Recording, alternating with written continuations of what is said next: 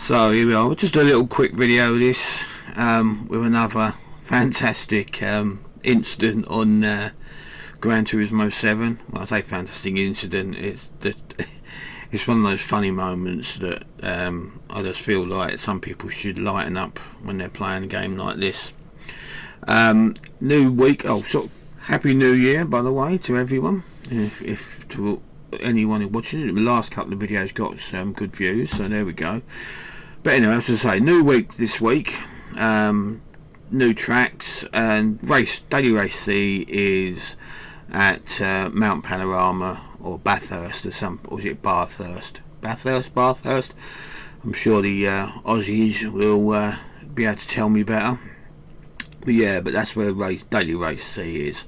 So as you can see, I think it's the same as my last video, using the Hyundai or Hyundai, once again pronunciations depending on where you come from, which is the recent livery I done with the Tom Ingram Accelerate Hyundai from the British Touring Car Championship, and he was this year's champion, so that car number 80 will become car number 1 next year.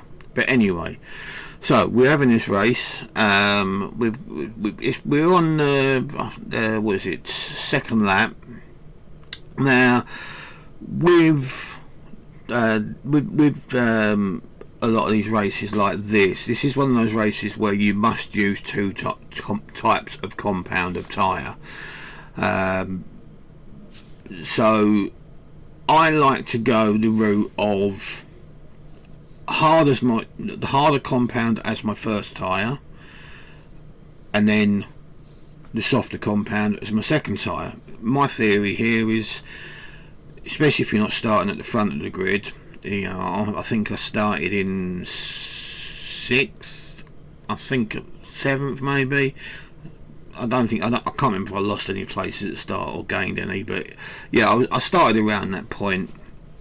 So as you can see at the moment from the still on here, that I am still in 6th. So what I tend to do is I don't go hell-bent for level on the first laps. I do drive, but you know, fast as possible, but I don't want to take undue risks, because obviously the tyres on the harder compound are a lot less forgiving, so it's easier to make a mistake on them. You have to, you know, steer. You don't grip as much into a corner, so obviously you're steering, you can run wide if you're not careful, so you have to steer harder, that sort of stuff. But also with the cars in front or cars behind, I don't tend to make a big effort to overtake them in front or to defend from them behind, because my theory is a lot of these cars may be on the softer tyre, so they're probably going to be faster than me anyway, and I'll make that up later. If I can keep pace with people who are on the softer tyre, once I go to the soft tyre, I should have a massive pace advantage, in theory. Now obviously this is a track where I'm gonna put it, you can see the walls, how close they are. You know, there's very little areas on this for runoff. There's a couple of bits and pieces you can do it, but you know, the walls surround them.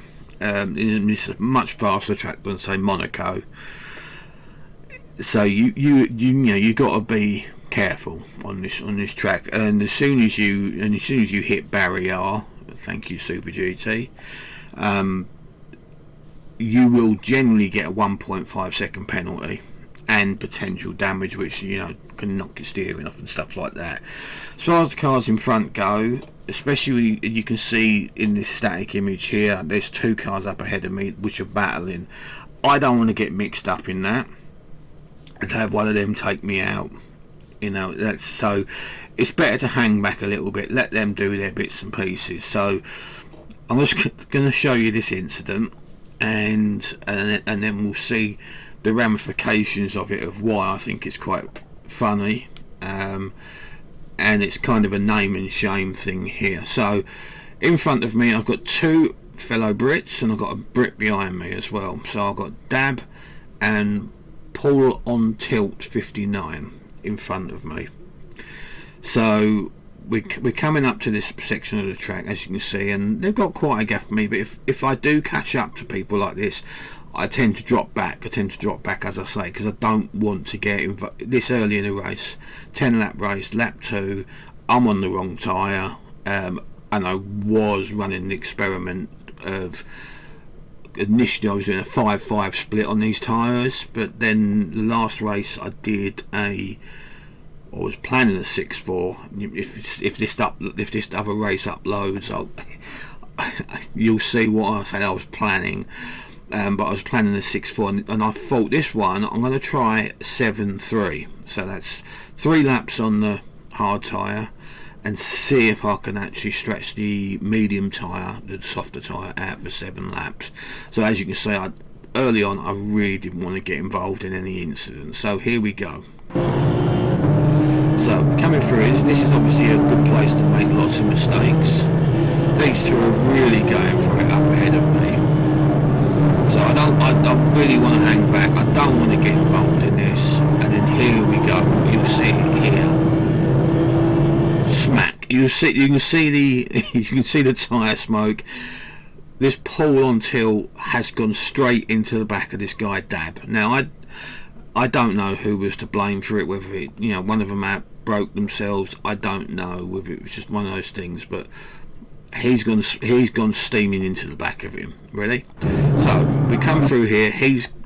Dab has gone straight across it's kind of a grass concrete ring, but straight across the curb, because there's no way he's going to make that corner after getting rear-ended like that. So round we go.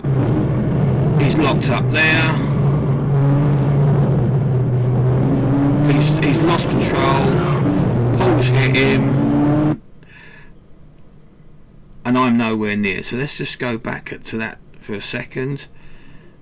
See if we can. Here we go. So yeah. Oops. No, I haven't gone back further enough. Try again. Here we go. So as you can see, with the mouse pointer here, hopefully you can see Dab's already got on the curb and he's a little bit out of shape. Paul is still right up his chuff. So when he loses control, there's no avoiding this. It's tough to avoid hitting anyone who loses control in this section, no matter how close you are.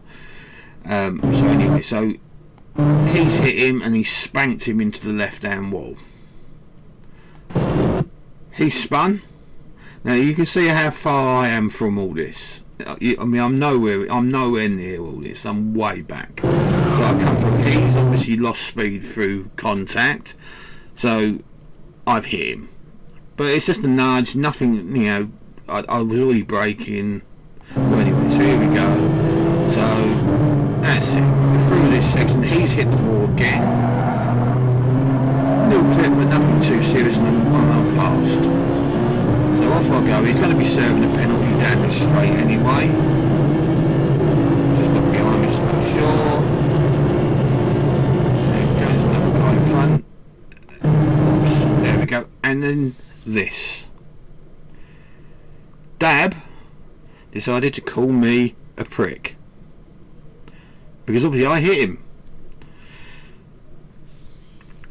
I just think some people take this too seriously, for starters, with throwing out insults like this.